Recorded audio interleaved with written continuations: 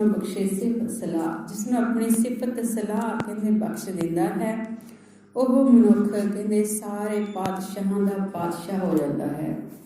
ਕਿਉਂਕਿ ਨਾਮ ਹੀ ਸਭ ਤੋਂ ਵੱਡਾ ਖਜ਼ਾਨਾ ਹੈ ਤੇ ਨਾਮ ਦੇ ਜੋ ਵਪਾਰੀ ਹਨ ਕਹਿੰਦੇ ਉਹ ਫਿਰ ਅਮੁੱਲ ਹੋ ਜਾਂਦੇ ਹਨ। ਇਹ ਵਿਚਾਰ ਅਗਲੀ ਪੌੜੀ ਦੇ ਵਿੱਚ ਦਿੱਤੀ ਹੈ।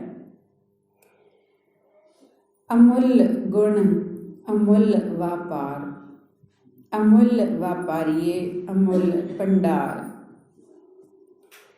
ਗੁਰੂ ਸਾਹਿਬ ਜੀ ਆਖਦੇ ਹਨ ਕਿ ਜਿਹੜੇ ਪਾਤਸ਼ਾਹ ਬਣੇ ਨਾਨਕ ਪਾਤਸ਼ਾਹ ਹੀ ਪਾਤਸ਼ਾਹ, ਜਿਸ ਨੂੰ ਉਸ ਪਿਆਰੇ ਨੇ ਆਪਣੀ ਸਿਫਤ ਸਲਾਹ ਬਖਸ਼ਿਸ਼ ਕੀਤੀ, ਕਹਿੰਦੇ ਹੁਣ ਉਹ ਪਾਤਸ਼ਾਹਾਂ ਵਰਗੇ ਮਨੁੱਖ ਕਹਿੰਦੇ ਅਮੁੱਲ ਹੋ ਗਏ, ਕਿਉਂਕਿ ਉਹਨਾਂ ਨੇ ਅਮੁੱਲ ਜੋ ਦਾਤਾ ਹੈ ਉਹਦੇ ਅਮੁੱਲ ਗੁਣ ਲੈ ਲਏ।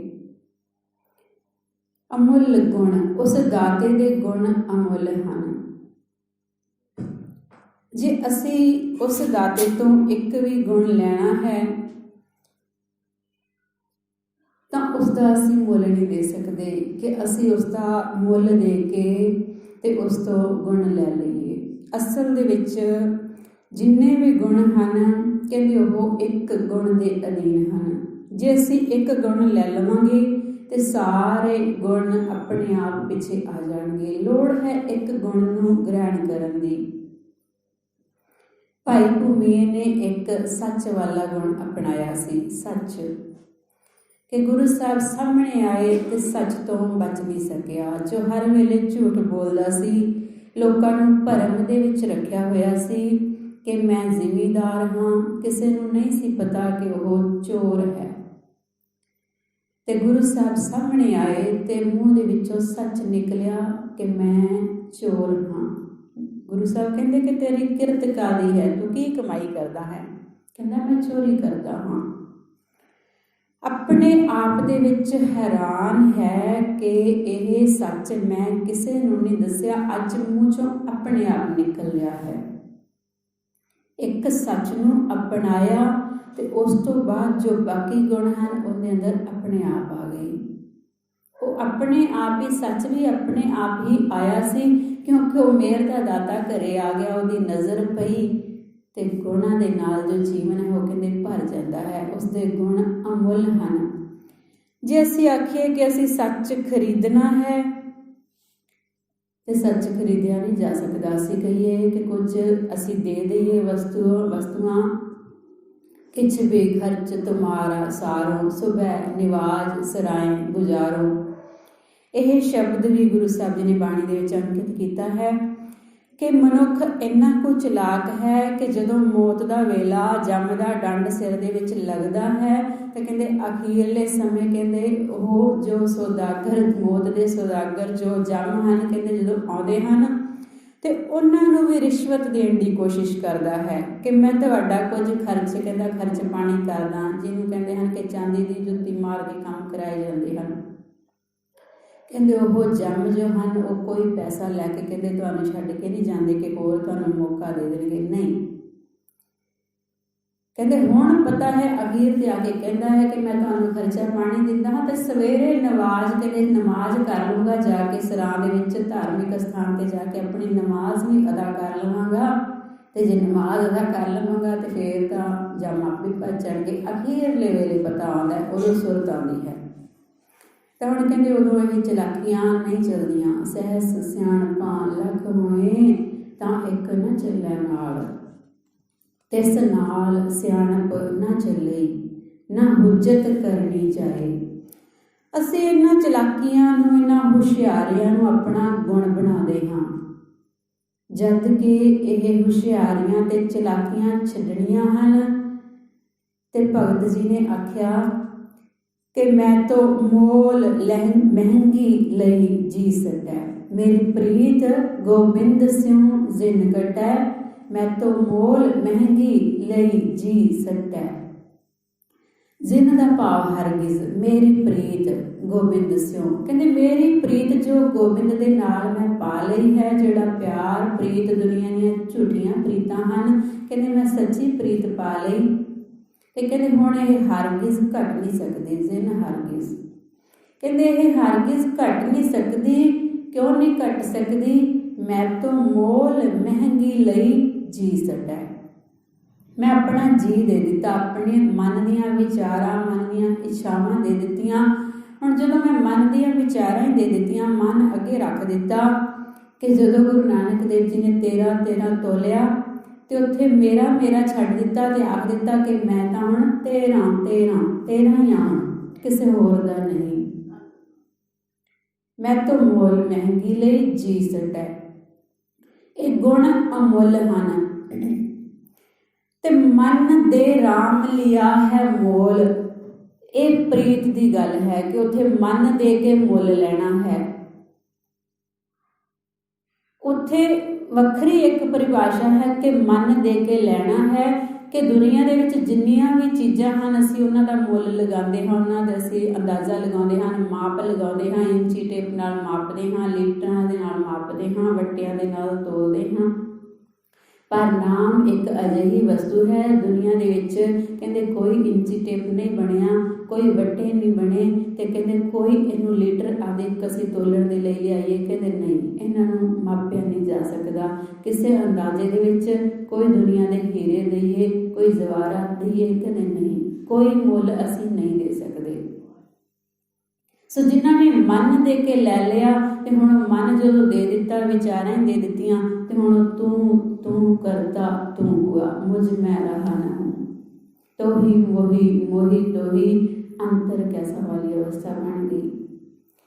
सो गुरु साहब जी ने आख्या कि उस प्यारे दे गुण अमुल हन ते जे असीं उसदा वपार करना होवे, कहंदे अमुल वपार, कहंदे उहदा वपार भी जो है वो भी अमुल है। जे असीं अमुल का वपार करना है तो कहते असी भी अमुल हो जावांगे। जिन्होंने अमुल परमात्मा का वपार किया कहते वह अमुल हो गए। अगली पंक्ति दे विच नाल दी नाल आख दिता, अमुल व्यापारीए अमुल भंडार। जो अमुल का वपार करन जाते हैं वह भी अमुल हो जाते हैं। असी किन्ने अमुलक बंदियां दी कह लईए, जनां दी, सेवकां दी असी गल करदे हां कि उन्हां नूं तोलण दे लई उन्हां ने हीरियां जवाहरातां दे ते होर पता नहीं किन्ने कु वड्डे वड्डे लालच दिते, दुनिया दे जिन्ने भी दे सकदे सी। अज लोग विक जाते हैं, असी देखते हाँ अक्सर कि कई थावां ते लोग विक जाते हैं तो फिर दुनिया नूं निराशा सैनी कि जिन्हां नूं पंच बनाया जाता है, अकाल पुरख उन्हां दे विच आप वसे ते ओह विकण ना। जिहड़े नहीं विके असी उन्हां दियां कहानियां पाउंदे हाँ, उन्हां दियां साखियां सुणदे हाँ ते साखियां तो सिੱਖਿਆ मिलती है। तो हुण ओह अमल जिहड़े बने असी देखिए कि मीर मन्नू की जेल दे विच बीबियां ने सवा मन दे पीसन पीसे।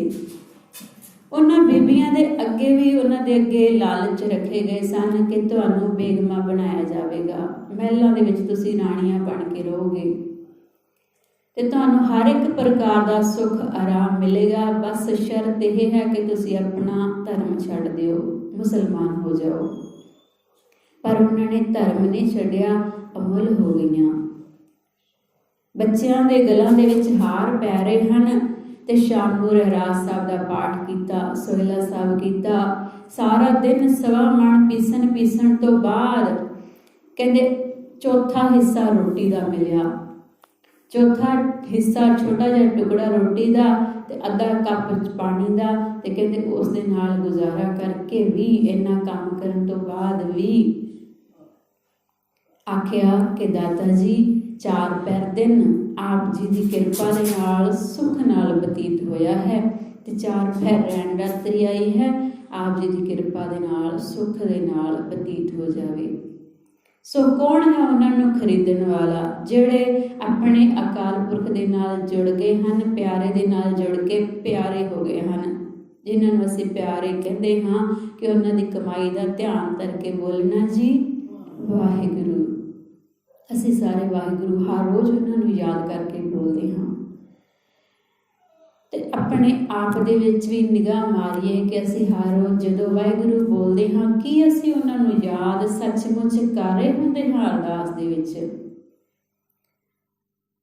किन्ने को प्यारे बनना है, किवें बनना है, ਅਸੀਂ भी तो बनना है। जे ਅਸੀਂ आ ही गए तो उन्होंने याद तो कर लीए, मन करके याद करिए। सिर्फ घरों आ गए, फॉर्मैलिटी की, तैयार भी होए, इत्थों तक पहुँचे भी, पर मन नूं एकाग्र नहीं कर पाए।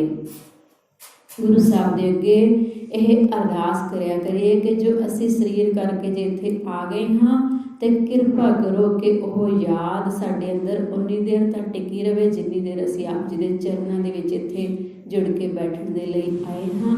किरपा करो कि यह मन जुड़ जाए। सो असी ये अरदासां ही करनियां हन, ताइयों यह मन जो है यह जुड़ पावेगा। मन नूं वार वार मोड़ के लियाउणा है, वार वार जो भज के जाता है, इसकी स्पीड बड़ी तेज है। माड़ी जी जो गल असी सुनते हाँ तो उस तरह दियां विचारां दे अंदर पता नहीं कित्थों कित्थों आ जांदियां हन, ते फिर उधर दौड़न लग जाता है। इधर जो विचार चल रही है उहदा पता ही नहीं लगता कि वह की बोल गया अगों, ये होर किते लै जाता सानूं बैठे बिठाए। सो असी अरदास करनी है कि यह भी इत्थे टिक के बैठ जाए, मन भी जुड़ जाए, टिक जाए। जिहड़े व्यापारी अमुल हो गए, कहते उन्हां दियां कहानियां सारे संसार दे विच पाईयां जांदियां हन ते उन्हां तो जीवन जाच लई जांदी है। गुरु साहब जी आखदे हन, हर के नाम के व्यापारी हर भगत हैं। हरि दे नाम दे जो व्यापारी हन, कहते वह भगत जन हन। जम जागाती तिना नेड़ न जा। जो जम जागाती मसूलिया जम है, कहते वह उन्हां दे नेड़े नहीं जा सकता, दूरों भज जाता है। प्रताप तुम्हारा देख कै जमदूत छड़ जाही। पर जे कोई मनुख असी देखिए कि संसार दे विच असी व्यापारियों की गल कर रही है चल रही है, तो असी जो सौदा लैण जाते हाँ, दुकान दे विच दुकान भरी है समान दे नाल, ते असी दुकान दे विचों अपनी लोड़ का समान लैंदे हाँ। जिहड़ी चीज़ की सानूं लोड़ है असी उही खरीदते हाँ। सारी दुकान नहीं असी खरीद लैंदे। असी जिहड़ी चीज़ लैनी है, घर दे विच जिहड़ी चीज़ की लोड़ है, खंड चाह पत्ती बिस्किट आदि, असी जिहड़ी चीज़ की लोड़ है वह लै लैंदे हाँ। तो वह चीज़ चाहे सस्ती होवे ते चाहे महंगी होवे असी लैनी है। जे हुण दुध महंगा हो गया, सरकार ने कि जे कणक 26 तो 100 भी करती तो असी खावांगे, ये तो नहीं कि असी छड्ड देवांगे। तो जिहड़ी चीज़ नहीं लैनी, जिहड़ी चीज़ की सानूं लोड़ ही नहीं, वो भावें बिल्कुल सस्ती मिल रही होवे असी बिल्कुल छड्ड दिंदे हाँ। ते नाम दे व्यापारी जो हन, वह नाम नूं खरीदण दे लई अपना मन दे दिंदे हन कि मैं तो हुण नाम लैके रहना है, इसकी मैनूं लोड़ है, कि सानूं नाम की लोड़ है। गुरु साहब जी आखदे हन, विन गाहक गुण वेचिए तो गुण सैगो जाए। कहते जे नाम का कोई गाहक ना होवे तो फिर उस नाम की कीमत उन्होंने पता ही नहीं लगेगा। उन्होंने लगेगा कि सस्ती जी चीज़ है, जो पता ही नहीं, लोड़ ही नहीं, तो कहते वो सस्ता लगेगा उन्होंने, कि तो उही है। असी चीज़ों नूं तोल वध दिता होया है कि सानूं इस चीज़ की वध लोड़ है कि दाता जी साडे घर पुत्र हो जाए, ट्रक भर भर के समान आ जाए। असी समानां की लिस्ट लंबी करते हाँ, पर नाम नूं भुल जाते हैं कि नामी के दर पर खड़े हाँ तो नाम मंग लईए। नाम की कीमत भुल जाते हाँ, इनू सस्ता ही समझते हैं कि कोई गल नहीं। जे नाम मंग लिया, जो नाम वाले हो जावांगे तो सारिया चीज़ां पिछे लगियां फिरदियां हन। पिछे ही तो लगियां सी पर उन्होंने लईयां ही नहीं, पिछे ही लगियां सी उन्होंने लईयां ही नहीं। मिल सकदियां सी पर छड्ड दित्तियां, मिल सकदियां सी पर छड्ड दित्तियां। गुरु साहब जी दिल्ली जदों गए, गुरु नानक देव साहिब जी तो दिल्ली तो अगे चलते जाते हैं, कहते पानीपत, तो इत्थे हुण एक शेख शरफ है वजीद, तो यह गुरु साहब जी कीर्तन करके हटे हैं, एक दरखत के थले बैठे हैं सोहनी छां के थले। तो जो कीर्तन करके हटे तो इसकी सवारी आके उतरती है शेख शरफ वजीद की। तो जो इसकी सवारी आके उतरी तो की होया कि इसका एक चेला है शेख टटीरी, वह पानी लैण जाता है। तो हुण ये पानी लैण जाता है तो दूजे जो सेवादार जो 6 हार हैं, कहते जिन्होंने उनकी वो डोली चक्की हुई सी, उहदी जो पालकी सी, ਤੇ ਉਸ ਪਾਲਕੀ ਨੂੰ ਚੱਕਣ ਵਾਲੇ ਕਹਾਰ ਉਸ ਸ਼ੇਖ ਵਜ਼ੀਰ ਜੋ ਟਹਿਲ ਰਿਹਾ ਹੈ ਉਹਦੇ ਵਾਸਤੇ ਬਿਸਤਰੇ ਦਾ ਪ੍ਰਬੰਧ ਕਰਦੇ ਹਨ। ਜਿੰਨੀ ਦੇਰ ਉਹਦੇ ਬਿਸਤਰੇ ਦਾ ਪ੍ਰਬੰਧ ਨਹੀਂ ਹੁੰਦਾ ਆਸਨ ਦਾ, ਉਨੀ ਦੇਰ ਉਹ ਤੁਰਦਾ ਫਿਰਦਾ ਰਹਿੰਦਾ ਹੈ। ਉਹ ਤੁਰਦਾ ਫਿਰਦਾ ਰਹਿੰਦਾ ਹੈ। ਜਦੋਂ ਆਸਨ ਵਿਸ ਗਿਆ ਤੇ ਉਹ ਲੇਟ ਜਾਂਦਾ ਉਹਦੇ ਉੱਤੇ।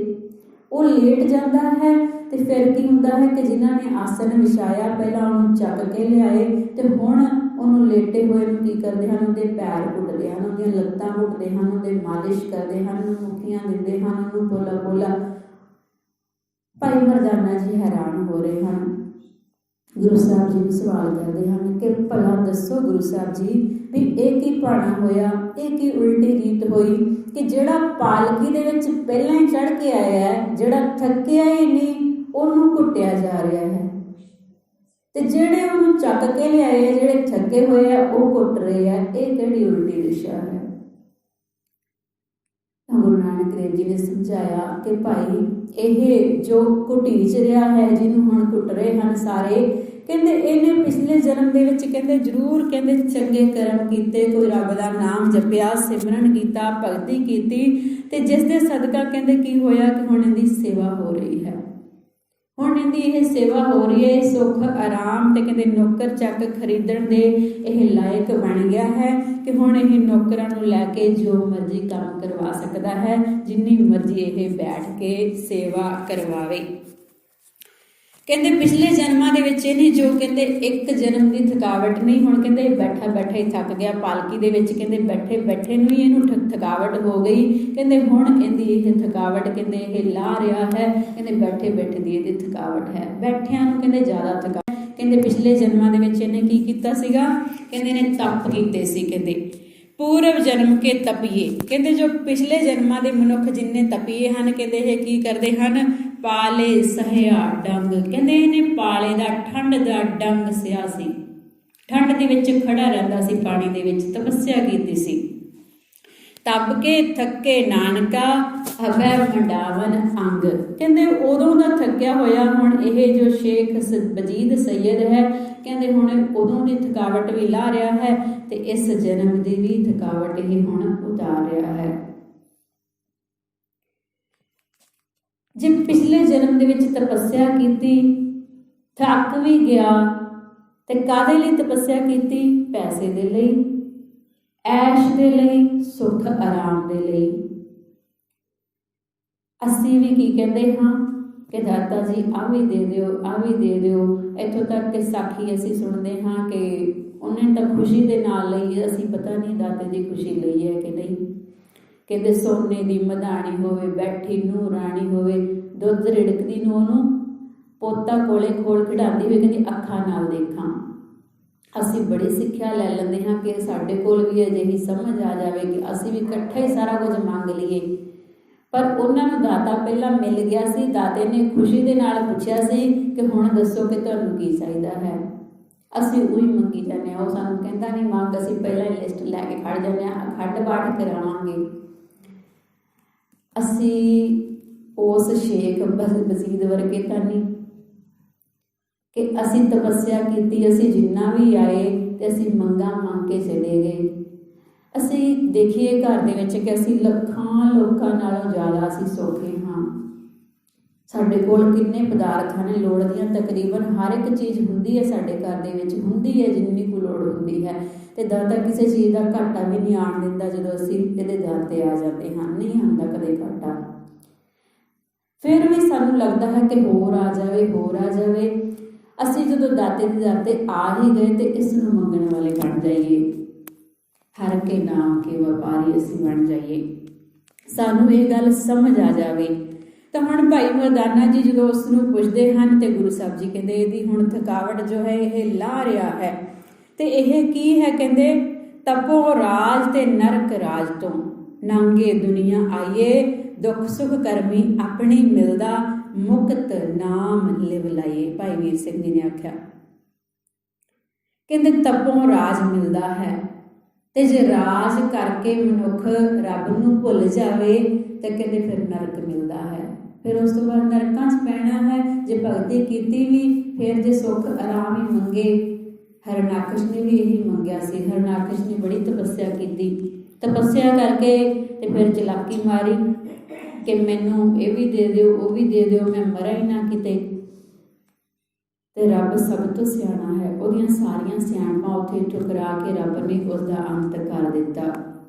ਸੋ ਅਸੀਂ ਰੱਬ ਤੋਂ ਮੰਗੀਏ, ਅਸੀਂ ਆਪ ਹੀ ਸਾਰੀਆਂ ਜੋ ਵਸਤਾਂ ਹਨ ਉਹਨਾਂ ਨੂੰ ਮੰਗ ਕੇ ਤੇ ਫਿਰ ਅਸੀਂ ਉਹਨਾਂ ਦੇ ਹੰਕਾਰ ਦੇ ਵਿੱਚ ਨਾ ਫਸ ਜਾਈਏ ਕਿ ਮੈਂ ਐਡੀ ਦੁਨੀਆ ਦਾ ਰਾਜਾ ਹਾਂ, ਮੇਰੇ ਕੋਲ ਇੰਨੇ ਪਦਾਰਥ ਹਨ। ਅਸੀਂ ਇਹਨਾਂ ਚੀਜ਼ਾਂ ਤੋਂ ਬਚਣਾ ਹੈ।